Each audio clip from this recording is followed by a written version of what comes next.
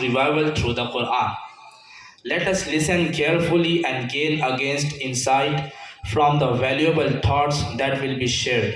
Now, I would like to invite Uzair Fayyaz Shikalkar to the stage. Present his speech. Please come on the stage.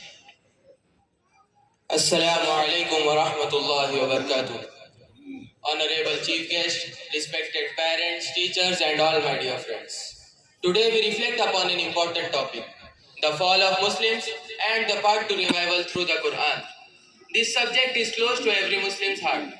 When we look at the history, we see a time when Muslims were leaders in knowledge, science, justice, and spirituality.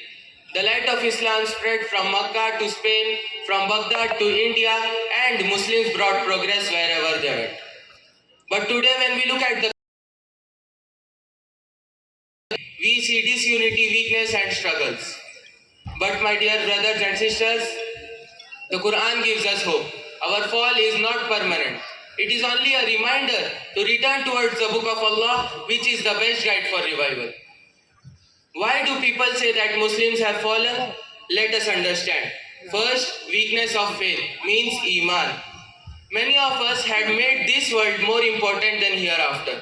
Instead of fearing Allah, we fear people. Instead of remembering Allah, we run after money, fame, and desires.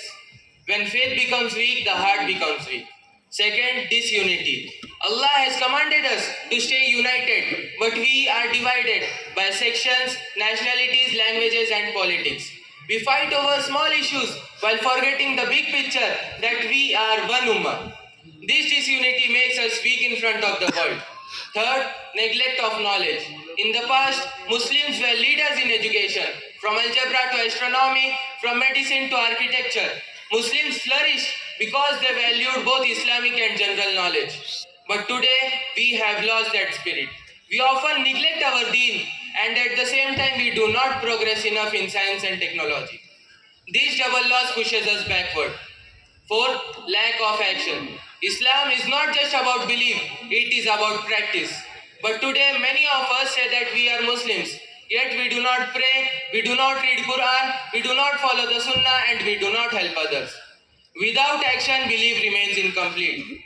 But my dear brothers and sisters, Allah has not left us without guidance. The Quran is not just a holy book to be recited, it is a complete guide for life. Let us see what Quran teaches for our revival. First, strengthening faith means Iman. Allah says in Surah Al-Hujurat, Allah says in Surah Al-Anfal, إِنَّمَا الْمُؤْمِنُونَ الَّذِينَ إِذَا ذُكِرَ اللَّهُ وَجِلَتْ قُلُوبُهُمْ وَإِذَا تُلِيَتْ عَلَيْهِمْ آيَاتُهُ زَادَتْهُمْ إِيمَانًا وَعَلَى رَبِّهِمْ يَتَوَكَّلُونَ.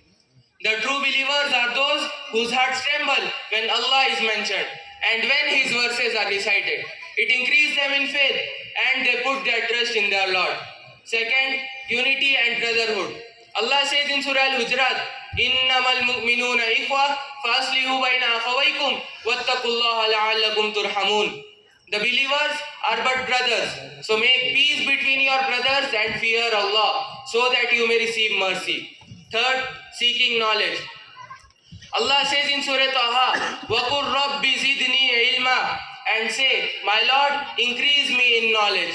The very first command of the Quran was Iqra, means read. This shows the importance of knowledge. Fourth, faith with action. Allah warns us in Surah Al-Asr, وَالْعَصْرِ إِنَّ الْإِنسَانَ لَفِي خُسْرٍ إِلَّا الَّذِينَ آمَنُوا وَعَمِلُوا الصَّالِحَاتِ وَتَوَاصَوْا بِالْحَقِّ وَتَوَاصَوْا بِالصَّبْرِ. By time, indeed mankind is in loss, except those who believe and did righteous deeds, and advise each other to truth and advise each other to patience. This ayah shows us that